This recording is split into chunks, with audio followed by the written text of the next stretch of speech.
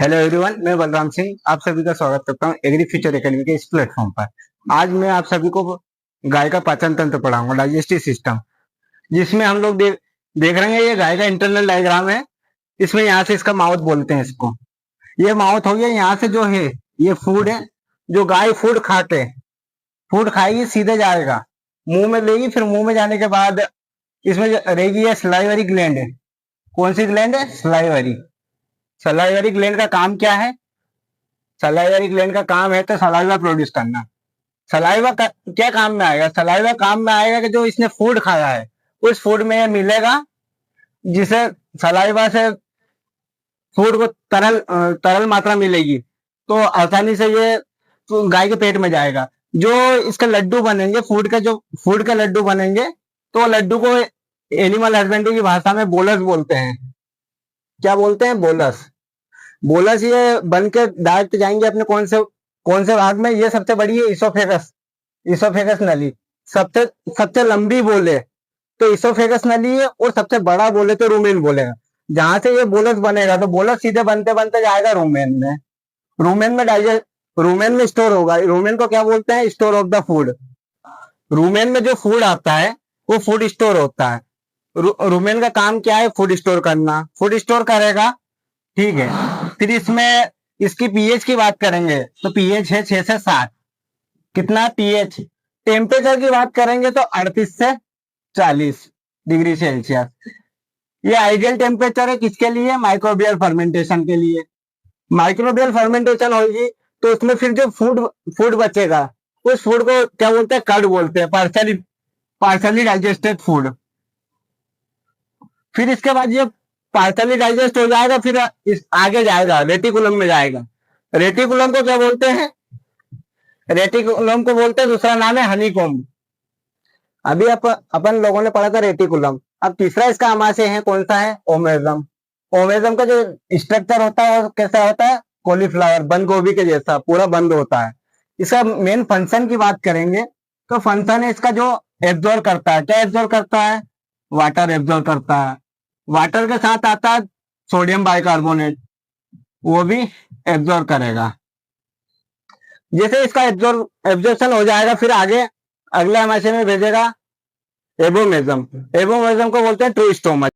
आखिरी आमाशय है अपना कौन सा? एबोमेजम। एबोमेजम को क्या बोलते हैं? ट्रू स्टोमच, सत्य आमाशय। सत्य आमाशय क्यों बोलते हैं? कि इसमें होती है डाइजेस्टिव ग्लैंड। डाइजेस्टिव ग्लैंड क्या करती है? सीक्रेट करती है। क्या सीक्रेट करती है? HCl और गैस्ट्रिक जूस। इसका जो पीएच की बात करेंगे तो पीएच इसका कितना होगा? 2 से 3। क्यों होगा? HCl के कारण होगा। लास्ट जो है इसमें स्मॉल इंटेस्टाइन। स्मॉल इंटेस्टाइन का कार्य क्या है? जो खाना डाइजेस्ट होकर आया एबोमेजम से, उस एबोमेजम में क्या न्यूट्रिएंट मिलेगा? न्यूट्रिएंट वगैरह कौन एब्जॉर्ब करेगी? स्मॉल इंटेस्टाइन करेगी। फिर उसके बाद लास्ट आएगा लार्ज इंटेस्टाइन। क्या आएगा? Large intestine. इसका काम क्या है? तो इसका काम मेनली है कि जो अपना जो खाना वगैरह कुछ कुछ मात्रा में न्यूट्रिएंट बचेंगे, वाटर बचेगा, उस क्षमता एब्जॉर्प्शन करना। एब्जॉर्प्शन करने के बाद फिर लास्ट में जो वेस्ट बचेगा उसको, इसका मेन है सीकम और कोलन।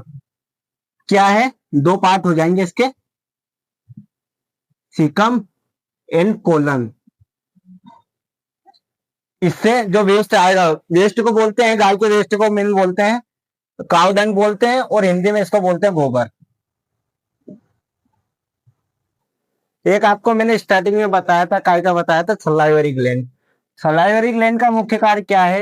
कि जो अपना एनिमल के मुंह में सलाइवा का प्रोड्यूस करना। ये भी अपने में मुंह में भी रहती है, इंसानों में भी रहती है, जानवरों में भी रहती है।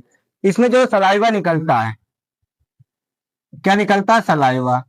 एक दिन में एक गाय कितना सलाइवा निकाल देती है? 200 से 300 लीटर पर डे पे। इसमें एक रहता है सलाइवा में मेन क्या रहता है? Sodium bicarbonate. Sodium by carbonate. इसका ये कैसा होता है? हाईली एल्कलाइन होता है। हाईली एल्कलाइन होता है। ये कैसे कार्य करता है? एक्ट एज ए बफर, मतलब जो अपने मतलब गैस में कभी कोई गाय को एसिडिटी वगैरह होगी तो उसको कम करने में सहायक होगा। कैसा कार्य करेगा? Act as a buffer.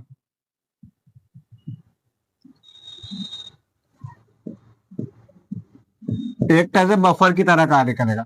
इसके जो सलाइवा की पीएच होता है वो 8.2 होता है। और कभी सलाइवा अपने को ज्यादा प्रोड्यूस कराना है तो क्या क्या दो गाय को? Acidic food. एसिडिक फूड में अपन एग्जांपल की बात कर लेंगे तो हे और साइलेज। हे और साइलेज में सबसे अधिक एसिडिक होते हैं। इससे मेनली क्या होगा कि अपना ये सलाइवा ज्यादा प्रोड्यूस होगा। क्या होगा? सलाइवा ज्यादा प्रोड्यूस होगा। आप सभी को जो वीडियो पसंद आया हो तो वीडियो को लाइक करें, सब्सक्राइब करें और कमेंट करें। और इसमें जो भी कमी हो वो भी बताएं, क्योंकि मैं सुधार करूंगा। अगला चैप्टर मैं आप लोगों के लिए लेके आऊंगा, अगला लेक्चर रिप्रोडक्टिव सिस्टम। और इसके जो डाइजेस्टिव सिस्टम के हैं एमसीक्यू लेके आऊंगा। और इसमें कोई भी जो टॉपिक बचा हो डाइजेस्टिव सिस्टम में, और जैसे कि सीकम कोलन को ज्यादा और डीप में पढ़ाना, तो वो भी मैं पढ़ाऊंगा अभी एमसीक्यू के साथ जो लेके आऊंगा लेक्चर। उसमें आप सभी को जो बाकी डाइजेस्टिव सिस्टम का बचा हुआ भाग में कवर कर दूंगा। Thank you.